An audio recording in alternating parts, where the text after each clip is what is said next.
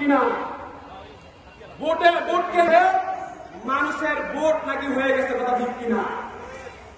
অনেক জায়গায় এমনও হয়েছে আজব কাহিনী যে বাবা নাকি কবর থেকে উল্টা ভোট দিচ্ছে, কথা ঠিক কিনা? বাবা নাকি কবর থেকে উল্টা ভোট দিচ্ছে, খালু নাকি কবর থেকে উল্টা ভোট দিচ্ছে।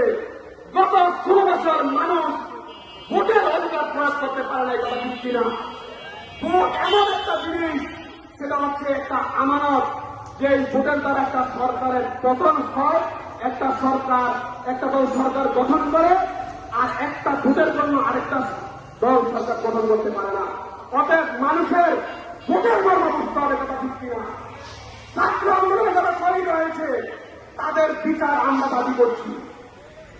আজকের এই সমাবেশ যেই কারণে আয়োজন করা হয়েছে তার অন্যতম হচ্ছে বাংলাদেশে মানুষ বাক স্বাধীনতা প্রকাশ করতে পারে, কথা ঠিক কিনা? আমরা এক জাহেলকে, এক স্বৈরাচারকে বাংলাদেশ থেকে বিতাড়িত করেছি, আরেকটা স্বৈরাচার বাংলার জন্য আমরা দেখতে চাই, কথা ঠিক কিনা? আরেক যারা বাংলাদেশের অতীতে বাংলাদেশের রাষ্ট্র ব্যবস্থায় ছিল, বাংলাদেশ পরিচালনা করেছে, গত 53 বছরে যারা বাংলাদেশ রাষ্ট্র পরিচালনা করেছে তারা বাংলাদেশকে লুটে পুটে খেয়েছে, কথা ঠিক কিনা? তারা চিহ্নিত স্বৈরাচার, কথা ঠিক কিনা? তারা মানুষের ভোটের অধিকার হরণ করেছে, কথা ঠিক কিনা?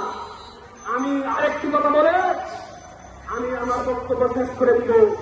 তারা হিউমার ছড়া বাংলাদেশে কি ভাই? হিউমার এক দলের নাকি 33% ভোট, এক দলে 33% ভোট, আরেক দলের নাকি 34% ভোট। অর্থাৎ বাংলাদেশে ভোট নাকি তাদের বাবার সম্পত্তি, তাদের দাদার সম্পত্তি। মানে তারা মনে করে বাংলার জনগণ 33% ভোট। আপনাদেরকে খুশির সংবাদ শোনাইতে চাই। কয়েকদিন আগে, গত 3 দিন আগের খবর, যারা নির্বাচন ব্যবস্থা নিয়ে জরিপ চালায় তারা প্রকাশ করেছে 100% থেকে একদল মাত্র 5% ভোট পেয়েছে, কথা দিচ্ছে জরিপে, অনলাইন জরিপে একদল মাত্র 5% ভোট পেয়েছে, আরেক দল মাত্র 14% ভোট পেয়েছে। দুই দল মিলে মাত্র বাংলাদেশে ভোটার সংখ্যা আছে 19%, বাকি 81% ভোট হচ্ছে ইসলামের পক্ষে, ইসলামী আন্দোলনের পক্ষে, হাত পাকার পক্ষে এবং দিনের পক্ষে, কিনা? তারা এই হিউমার ছড়িয়ে বাংলাদেশকে লুটে পুটে খাচ্ছে, কথা ঠিক কিনা?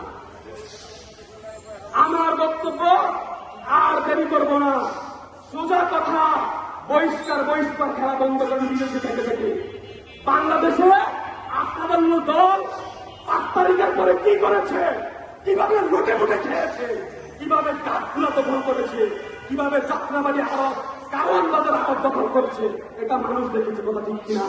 আপনি বিদেশে বসে আপনি বহিষ্কার করবেন, আর বাংলাদেশে বসে বসে আপনাদের দলের নেতারা লুটে পুটে খাবেন, ঠিক না?